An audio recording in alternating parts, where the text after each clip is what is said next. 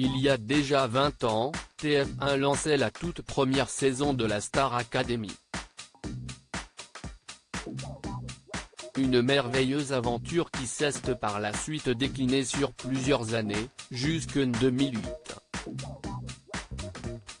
Pour fêter ce grand anniversaire comme il se doit, la première chaîne a mis en boîte 3 primes réunissant des candidats issus de toutes les éditions confondues ainsi que les professeurs qui les ont accompagnés.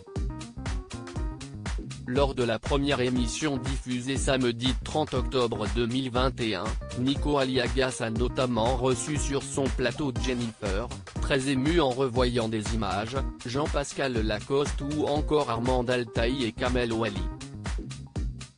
Les téléspectateurs s'attendaient également à prendre des nouvelles de Raphaël Ricci, mais la professeure d'expression scénique a préféré décliner l'invitation. Son absence a alors suscité de nombreuses réactions sur les réseaux sociaux, auxquelles a répondu la principale intéressée en story Instagram. Cette dernière a souhaité mettre les choses au clair. Juste en passant, mais alors très vite fait parce que je me suis déjà exprimé sur le sujet. Et surtout avant que certains racontent n'importe quoi à ma place.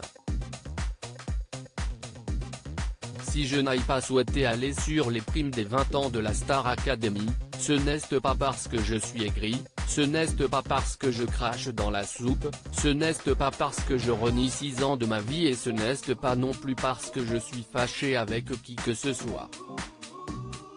Non, rien de tout ça et rien de croustillant à donner comme raison, j'ai juste tourné la page, a-t-elle expliqué. Et de conclure, je pense que c'est assez clair et simple à comprendre. Des années super compliquées à gérer. Il faut dire que la coach de 53 ans a mis du temps à la tourner cette page. Et pour cause, comme elle le révélait en mai 2020 lors d'un live, Raphaël Ricci a très mal vécu ces années Star AC. Pour les gens, j'étais une professeure très méchante. J'ai reçu des menaces. Au fil des ans, cette émission avait pris tellement d'ampleur, médiatiquement parlant, que ça a été super compliqué à gérer, se souvenait-elle, indiquant notamment avoir reçu des crottes de chien dans sa boîte aux lettres.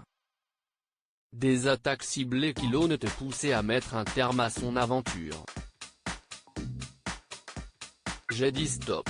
J'ai dit que ce n'était pas possible pour moi d'envisager que des gens puissent avoir envie de me tuer.